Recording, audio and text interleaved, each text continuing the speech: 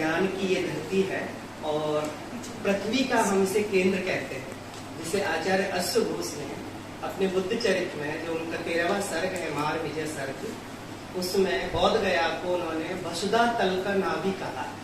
कहते हैं कि ऐसा केंद्र जहां से समाधि का जो वेग होता है उसको सहन करने की क्षमता जहां होती है, तो पृथ्वी का केंद्र ही यही है। तो ऐसे पृथ्वी के केंद्र पर स्थापित सम्राट अशोक ने जो आरंभ किया था ज्ञान ज्योति को, वैसी ही धरती मगध की जो प्राचीन भारतीय और ऐतिहासिक धरती है, वहां स्थापित इस मगध विश्वविद्यालय के स्नातकोत्तर संस्कृत विभाग के आदरणीय अध्यक्ष महोदय, आदरणीय एकता वर्मा मैम, आदरणीय नंदा मैम, ममता मेहरा नंदा मैम, भंते जी और विद्वान साथियों, छात्र छात्राओं, जैसा हम एक चीज समझ रहे हैं, तो आज मैं एक विषय रखने जा रहा हूं और आई थिंक ये आप लोगों के लिए थोड़ा नया होगा कि बौद्ध मिश्रित संस्कृत साहित्य। अभी तक हम जब संस्कृत साहित्य की बात करते हैं तो एक चीज हमारे सामने आती है, आप लोगों को थोड़ा सा हटके अनुवाद की दुनिया से रूबरू कराते हैं कि जब बुद्धिज्म पूरी दुनिया में आया, 6वीं शताब्दी ईसा पूर्व की जब बातें हम करते हैं, थोड़ा सा बैक में जाके देखने का प्रयास करें, तो बौद्ध धर्म का जो शिक्षाएं थी वो केवल भारत तक सिमटी नहीं रही, पूरी दुनिया में चली गई। उस समय अगर आपको याद होगा, भारत अंग मगध काशी कौशल वज्जी मल्ल चेदी मत्स्य कुरु पांचाल अवंती गांधार अस्मक कम्बोज, इस 16 महाजनपदों में पूरा भारतवर्ष बटा हुआ था। और सम्राट बिंबिसार के नेतृत्व में, जो मगध के नेतृत्व में पूरा का पूरा भारत का एकत्रीकरण होता है, और सम्राट अशोक तक आते आते जो भारत है अखंड भारतवर्ष बन जाता है। ऐसा भारतवर्ष जिसकी सीमाएं आधुनिक ईरान से लेके बर्मा तक फैली हुई थी, और तिब्बत से लेके साउथ में हम जाके देखते हैं तो वहां तक फैली हुई थी। तो इतना विशाल भूभाग भारतवर्ष था। उस भारतवर्ष में आप देखिए कि जब ज्ञान की रश्मियां निकलती हैं तो सर्वत्र प्रसार होता है। और आपको बिल्कुल याद होगा, जब ये तो एक हमने राज्यों के नाम लिए, तो थोड़ी देर के लिए हम अपने विश्वविद्यालयों की भी बात कर लें, क्योंकि भारत में जो विश्वविद्यालय सिस्टम है उसके जनक बौद्ध है, ठीक है ना। बौद्धों से पहले लोग एजुकेशन देते होंगे, अलग अलग तरह की एजुकेशन होती रही होगी, और वो इस तरह की बातें मिलती हैं कि किसी जाति को देना है, किस धर्म को देना है, स्त्री को देना है, पुरुष को देना है, बहुत डिबेट है। तो उस डिबेट में ना जाते हम सीधा बौद्धों की बात करें।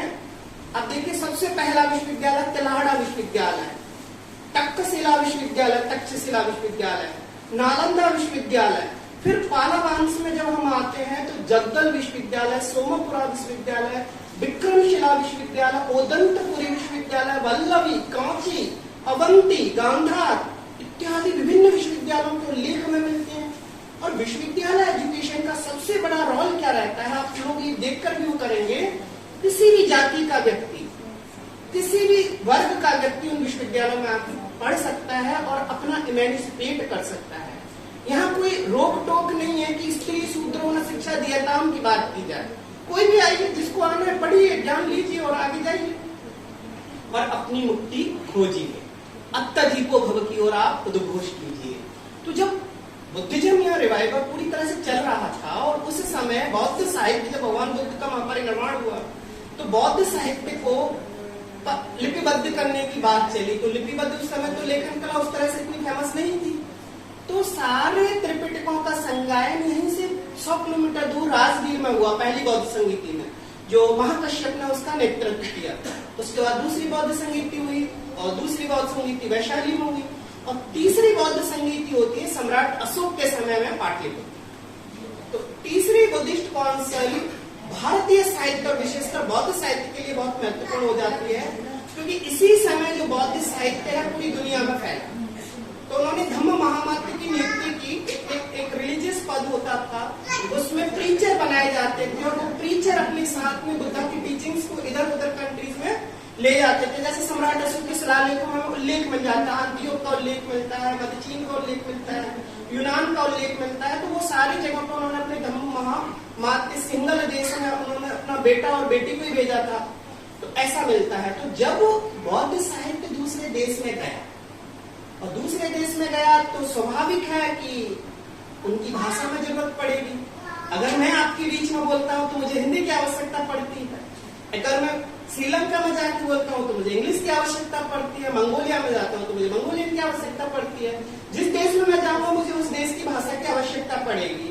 अब क्योंकि जो ज्ञान रश्मि है उन रश्मियों से केवल हम ही लाभान्वित क्यों, पूरी दुनिया को लाभान्वित होना चाहिए।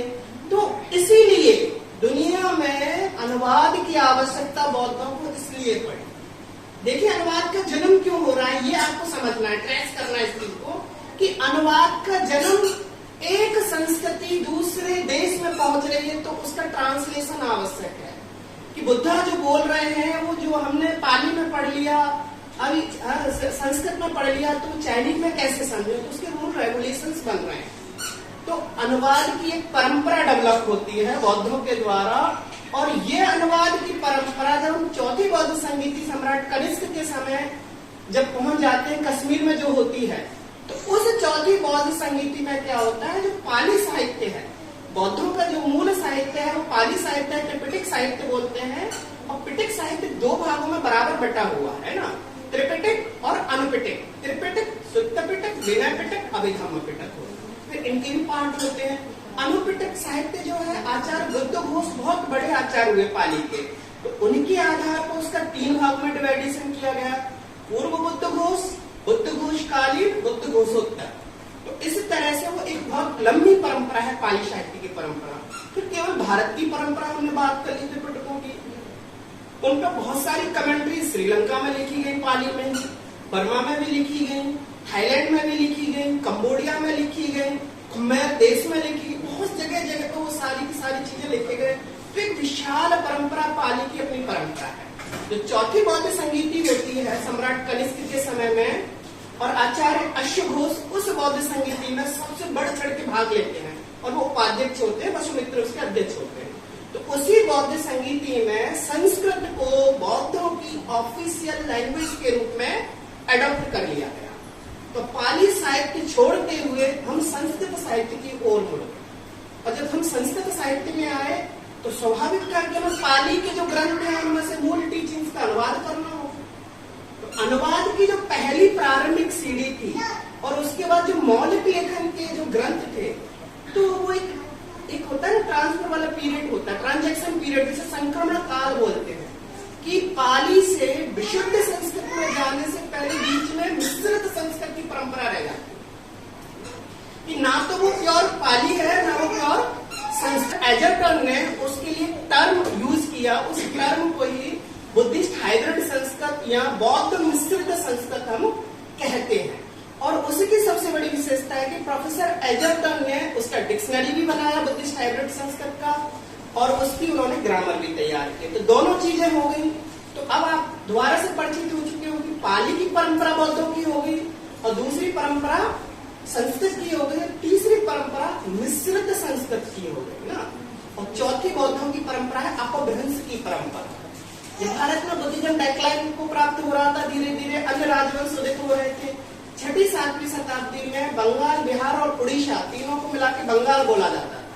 तो यहाँ पाल वंश का शासन था, राजा देवपाल, धर्मपाल, महेंद्रपाल इत्यादि अनगिनत बहुत राजाएं हुए, जिन्होंने ये जितने विश्वविद्यालयों के भी मैंने नाम गिनाए थे, विक्रमशिला, दंतपुरी, जगदल विश्वविद्यालय, सोमपुरा, इन सभी विश्वविद्यालयों का निर्माण ज्यादातर राजा देवपाल या धर्मपाल के समय में हुआ था।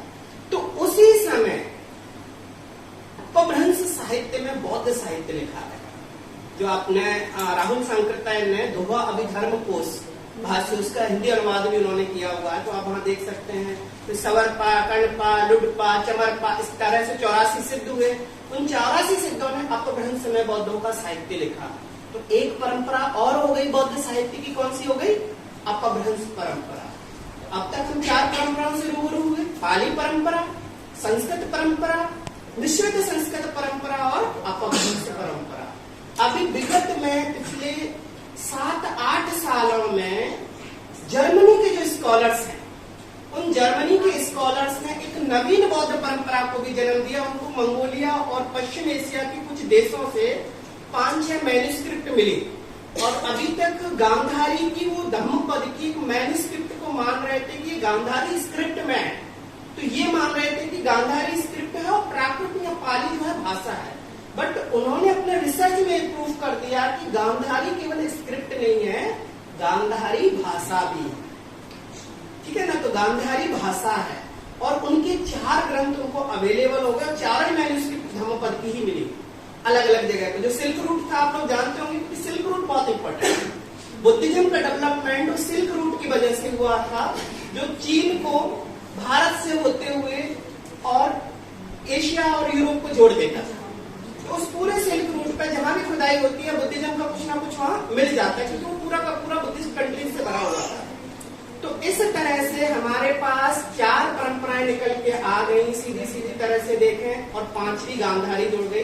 तो 5 परंपराएं हो गई। अब आपको इतना याद हो जाएगा कि पाली, संस्कृत, विशुद्ध मिश्रित संस्कृत, अपभ्रंश और गांधारी। संस्कृत परंपरा पे तो हम लोग काम भी करते हैं। आचार्य बुद्ध घोष, अश्व घोष की जो ग्रंथ है बुद्ध चरित्र, सौंदर्यानंद, वज्र सूची, उनको भी हम लोग टच कर लेते हैं कभी कभी संस्कृत वाले। और कभी कभी हम उन चीजों को भी देख लेते हैं जो बौद्ध दर्शन के ग्रंथ हैं, आचार्य दिग्नाथ के ग्रंथ हो, रत्न कीर्ति के ग्रंथ हो, धर्म कीर्ति के ग्रंथ हो, शांत रक्षित के ग्रंथ हो, कमलशील के ग्रंथ हो, प्रज्ञाकर गुप्त के ग्रंथ हो, या फिर अष्टांग हृदय जो बाघभट्ट का है। तो इस तरह के और नागार्जुन आचार्य हैं, सब उन पर तो हम सारे लोग काम कर लेते हैं।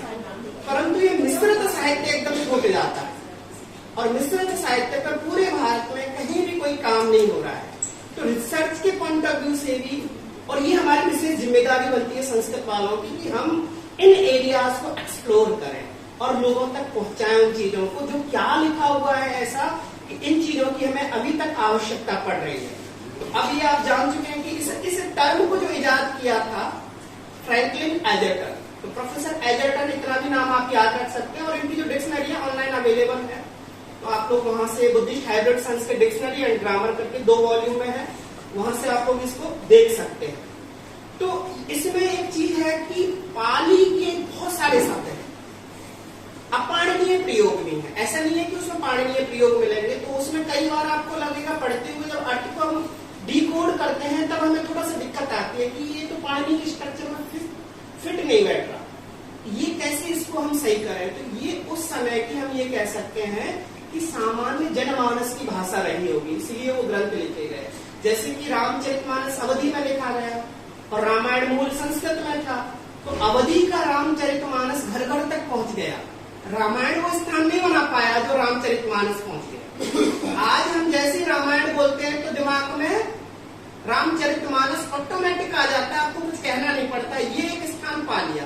तो ऐसे ही होता है कि कुछ ग्रंथ ऐसे होते हैं जो घर घर में स्थान पा जाते हैं। तो वैसे ही जो ये मिश्रित संस्कृत की परंपरा थी, ये लोगों के बीच में बहुत पॉपुलर रही होगी और विश्वविद्यालय स्तर में पठन पाठन में रही होगी।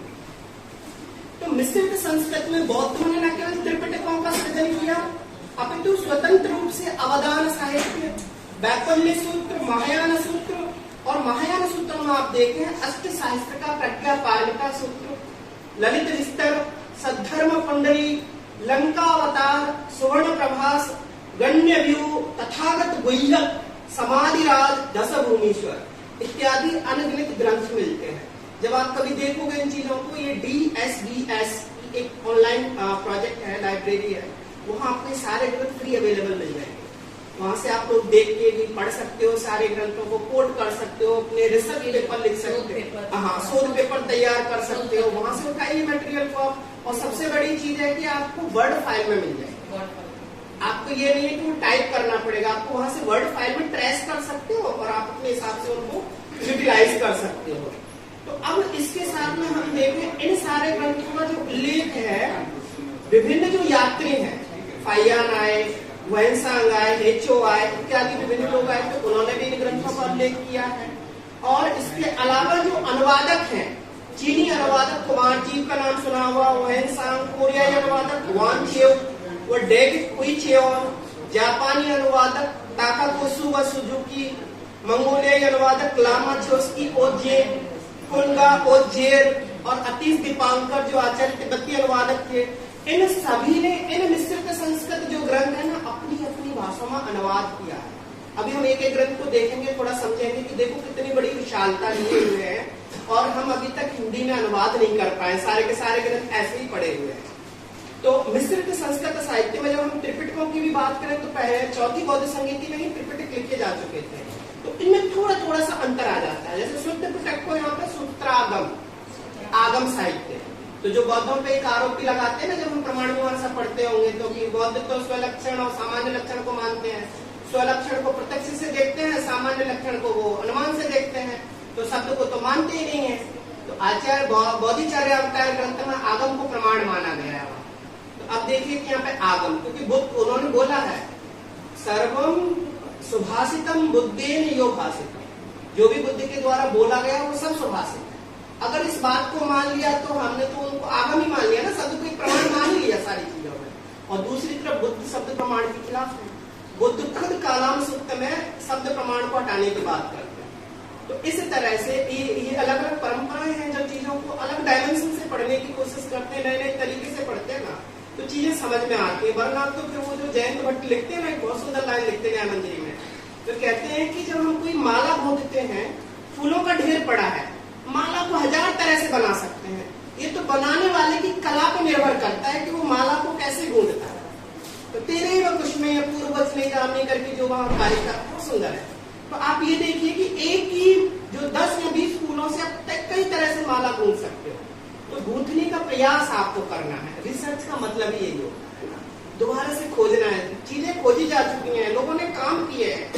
हमें अपने समय में अपने देश में उन चीजों को ध्यान में रखते हुए आगे बढ़ना है, क्योंकि इन ग्रंथों को लिखे हुए 2000 साल गुजर चुके हैं। 2000 सालों में कोई ग्रंथ कोरिया में फेमस है, कोई जापान में फेमस है, कोई चीन में फेमस है।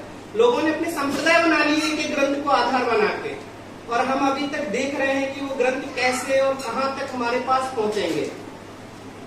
तो ऐसे ही जब हम सबसे पहले ना, आपने पारमिताओं में क्या क्या सुना है? पारमिताओं में कभी मंत्रों की चैंटिंग सुनी है? टिबेटन लोगों की जो दलाई लामा वगैरह है, चैंटिंग करते हैं, गते गते पार संगते बोधि स्वाहा, ओम तारे तुत्तारे तूरे स्वाहा, ओम मणि पद्मे ओम, इस तरह के बहुत सारे चैंटिंग्स होते हैं। तो ये ज्यादातर जो मंत्र हैं आपको प्रज्ञा पारमिता सूत्र या अष्ट साहित्य का पारमिता सूत्रों में मिलेंगे।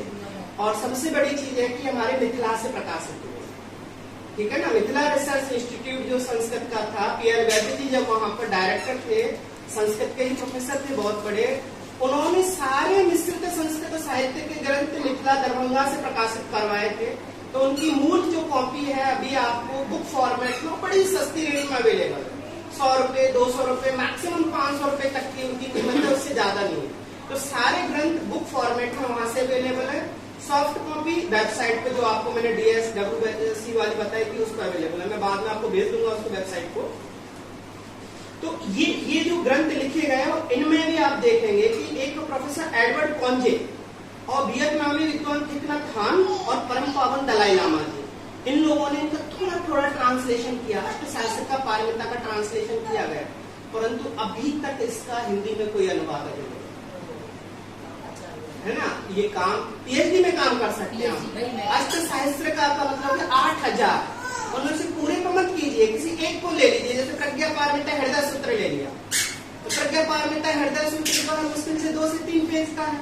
तो उन जैसे ना रूपम शून्यता शून्यता एवं रूपम, न रूपम शून्यता न शून्यता एवं रूपम, ऐसे बहुत अच्छा सुंदर लगेगा जब आप पढ़ोगे। तो बहुत दार्शनिक चीजें हैं, पर वो उन्होंने चैंटिंग के रूप में प्रेजेंट की हुई है वो सारी चीजें थी।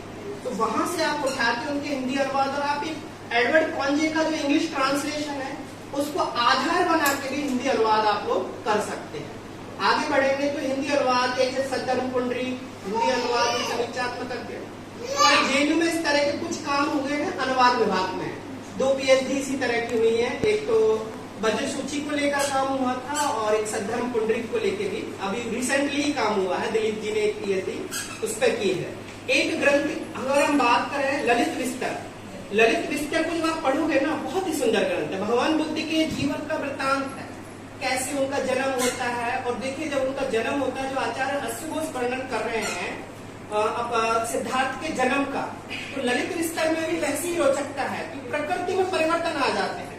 वैशाख पूर्णिमा का दिन है और ऋतु में जो परिवर्तन ऐसे आते हैं कि बादल जो है एकदम काले मेघों से घिर जाते हैं, बारिश होना शुरुआत हो जाती है, मौसम ठंडा हो जाता है, बेरुख के फूल खिल जाते हैं। ऐसे फूल जो उस ऋतु में नहीं खिलते हैं, वो फूल भी खिल जाते हैं। तो बहुत सुंदर वर्णन ललित विस्तर में आपको देखने को मिलेगा।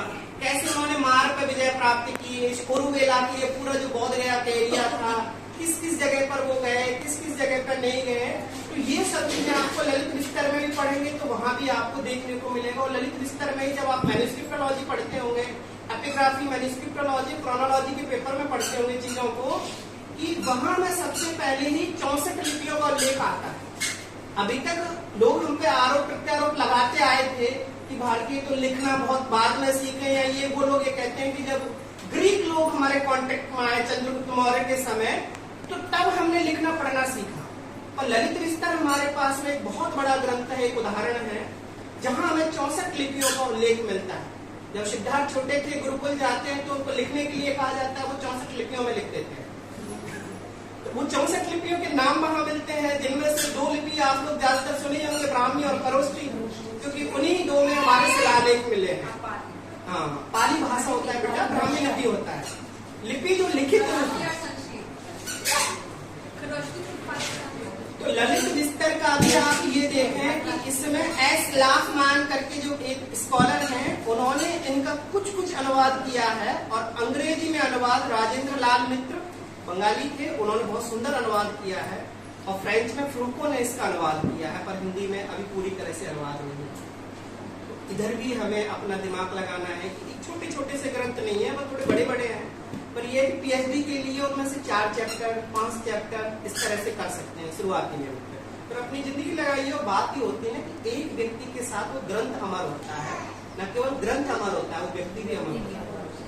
ठीक है ना, सत्यव्रत शास्त्री जी को देखते हैं, उनके साथ में कालिदास अमर है, कालिदास के साथ वो भी अमर। कालिदास का जो लैंडमार्क काम है, जो कह सकते हैं ना एक की काम, अब उन्होंने ऐसी लाइन खींच दी कि कोई भी काम कर ले कालिदास को, उनसे आगे बढ़ना बड़ा मुश्किल है सत्यव्रत शास्त्री जी से।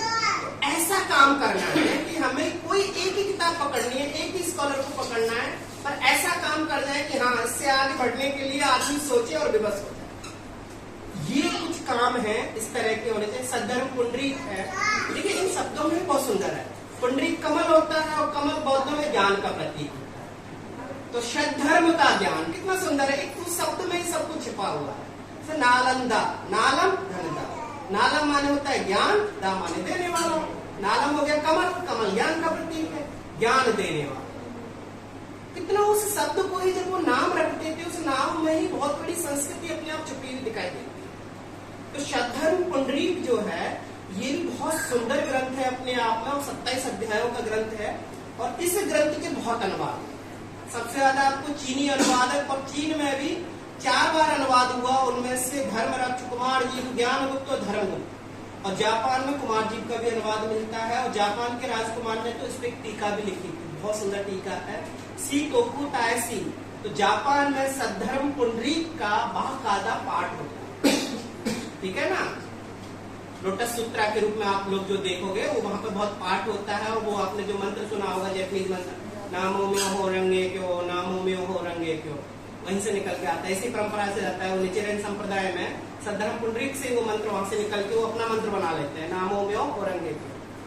तो देखिए ट्रेडिशन कैसे यहाँ से डेवलप होती है, और वहां वो अपने अनुसार उसको ग्रहण कर लेते हैं, और चीजें बदल जाती हैं। तो चीजें वापस जब हमारे पास लौट के आ रही, तो हमें लगता है ये हमारी ही है क्या। ये ऐसा ही है कि कोई बच्चा बचपन में ही माता पिता से बिछड़ जाए और बाद में आप उससे मिले, तो वो थोड़ा अजीब सा लगता है, परंतु अपना ही होता है। फिर भी हम अपनाते हैं ना, उसके साथ रहते हैं, अपना खून अपना होता है। तो ये हमारी संस्कृति है, हमारी धरोहर है, जो वापस लौट के हमें मिल रही है, और हमें सहज नहीं है। और इसमें हमें बिल्कुल नहीं देखना है कि हम किस कास्ट से हैं, किस क्लास से हैं, किस रिलीजन से हैं। हमें हमारी जो धरोहर है, और ये हमारी साझी विरासत है, ठीक है ना। जब भगवान बुद्ध थे तब बौद्ध धर्म नहीं था, है ना। जब जैन धर्म नहीं था, या कोई धर्म नहीं थे, तो बाद में बनाए लोगों ने, बाद में बनी है सारी चीजें।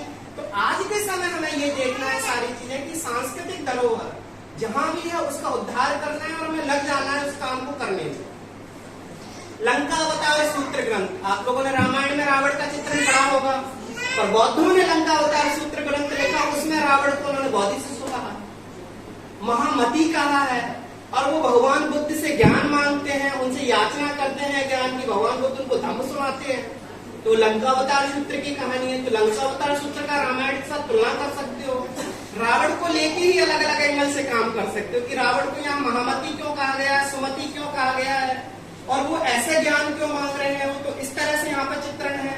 तो एक आपके पास में ये भी बहुत सुंदर ग्रंथ है, और लंकावतार सूत्र ग्रंथ जो है डीटी सुजुकी ने इसका अंग्रेजी में अनुवाद किया, और उसके बाद ये जो ग्रंथ है ऑनलाइन भी अवेलेबल है। एक सुवर्ण प्रभास सूत्र। सुवर्ण प्रभास, सुवर्ण माने सोना होता है, प्रभास माने एक तरह से जो हो गया कि प्रकाश हो गया। तो भगवान बुद्ध का जो सुवर्ण प्रभास है उसकी आभा है, उस पर आधारित इन सारे ग्रंथों में ऑलमोस्ट जो कहानियां हैं भगवान बुद्ध के इर्द गिर्द ही घूमती हैं सारी कहानियां, ठीक है ना। अलग से कहानियां नहीं होती है, बस डायमेंशन बदल जाते हैं। कहीं ज्ञान प्रदान हो जाता है, कहीं उनकी लीला प्रदान हो जाती है, कहीं उनका चरित्र प्रदान हो जाता है, कहीं उनका जो निर्वाण प्राप्ति है वो प्रधान हो जाती है। तो ग्रंथ में जगह जगह चीजें बदल जाती हैं, पर कहानी सब में वही है, बचपन से लेकर एंड तक स्टार्ट होती है और चली जाती है। गंडव्यूह सूत्र जो है, गंडव्यूह सूत्र के भी बहुत सारे अनुवाद मिले, परंतु इंडिया में तो अभी तक कुछ भी नहीं हुआ इसका, और अंग्रेजी में भी अभी अनुवाद नहीं हुआ है इस सूत्र का, क्योंकि ये तंत्र में भी बहुत ज्यादा प्रभावी और इफेक्टिव मानते हैं। ऐसे ही तथागत गुह्यक सूत्र भी है, उसका भी कुछ अभी तक वो नहीं हुआ है। अंग्रेजी में भी जो है बहुत छोटा सा अनुवाद इसका मिलता है। जिमेर मन करके एक टिबेटन स्कॉलर है, उन्होंने छोटा सा अनुवाद किया है, पूरी तरह से अनुवाद नहीं है। और समाधि राज सूत्र, समाधि राज सूत्र जब आप योगाचार, बौद्ध धर्म के 4 जो दर्शन के संप्रदाय आप लोग जानते होंगे, स्वत्रांतिक, वैभाषिक, योगाचार और माध्यमिक, तो योगाचार संप्रदाय का बहुत विशिष्ट ग्रंथ है। इस ग्रंथ को पढ़ने के लिए बहुत दूर से ग्रंथ को वैनसांग ने पढ़ा था, और यहीं से उनके प्रश्नों ने जिज्ञासा, मतलब प्रश्न उत्पन्न हुए थे। और इतनी दूर से देखिए कहां से चलते चलते चलते चलते नालंदा पहुंचे, पूरे भारत का भ्रमण करते करते 125 देशों की यात्रा करते हुए भारत आए। तो यही है, जो ज्ञानी होता है ना वो रास्ता खोजता है पानी की तरह। पानी को आप कहीं भी बांध दीजिए, वो वहां से भी रास्ता बना के निकल आता है। जिसको ज्ञान की प्यास होगी वही तथागत कहाँ पैदा हुए, कपिल वस्तु में आप देख रहे हैं सात के राजकुमार के कहां से छोड़ छोड़ के यहाँ ज्ञान प्राप्त कहाँ हुआ, इस जगह पर। तो ज्ञानियों के लिए कोई भी चीज इंपॉर्टेंट, मतलब देश इंपॉर्टेंट नहीं, काल इंपॉर्टेंट नहीं, आपके लिए इंपॉर्टेंट ज्ञान होना चाहिए। ना ही ज्ञान इन सदृशम पवित्रमिह विद्यते, गीता में कहा भी गया है इस बात को। तो ज्ञान इसीलिए पवित्र है क्योंकि ज्ञान की ही वैल्यू होती है। सिद्धार्थ के समय कितने राजकुमार थे, कौन जानता है उनको, कितने पढ़े हुए थे। सिद्धार्थ बुद्ध वाले लोग उनको जानते, तो ज्ञान की ही वैल्यू होती है। न पैसे की वैल्यू होती है, न शक्ति की वैल्यू होती है, न सत्ता की वैल्यू होती है। जो ज्ञानी है, ऐसा नहीं कि हमारे पास डिग्रियां होता, डिग्रियों से कुछ नहीं होता, ठीक है। डिग्रियों की जगह ज्ञान इंपॉर्टेंट है। डिग्रियां तो ये आपकी नौकरी चलाने का जरिया मात्र होता है, तो वहां तक आपको पहुंचना है क्योंकि हम समकालिक दौर में हैं। पर ज्ञान आपको हमेशा इज्जत देना है। आप जहां भी जाओगे ना, दुनिया के किसी भी हिस्से में, किसी भी कोने में आप जाओगे, आपको आपका जो ज्ञान है ना इंटेलेक्चुअल के तौर पर आपकी पहचान बनाता है और आपको वहां तक पहुंचाने में बहुत सहायता देता है। ऐसी रत्नकूट सूत्र है, सुखावती व्यूह सूत्र है, और सुखावती व्यूह सूत्र तो इतना ज्यादा बहुत इंपॉर्टेंट हो जाता है कि इस बारे में, जैसे कि ना जब हम मर जाते हैं, बौद्धों में जैसे हिंदुओं में मरते हैं, मरने के बाद चित्रगुप्त होता है, हिसाब किताब करता है।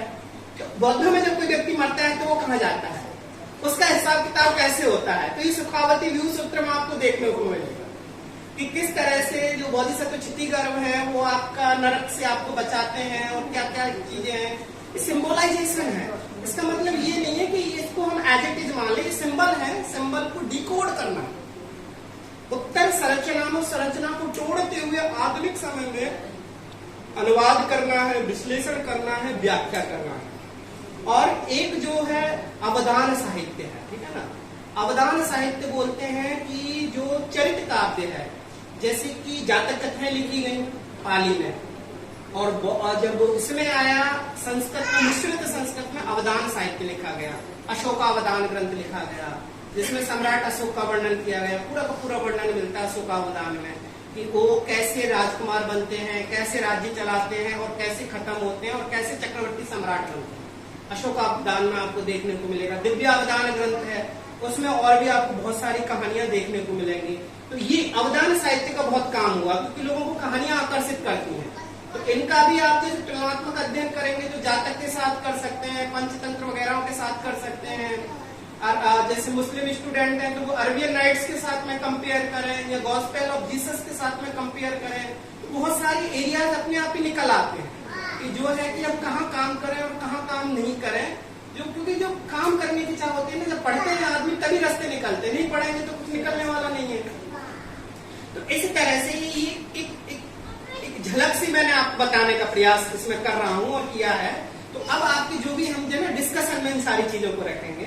तो समय देने के लिए मैं मैम का और सर का बहुत बहुत धन्यवाद ज्ञापन करता हूँ।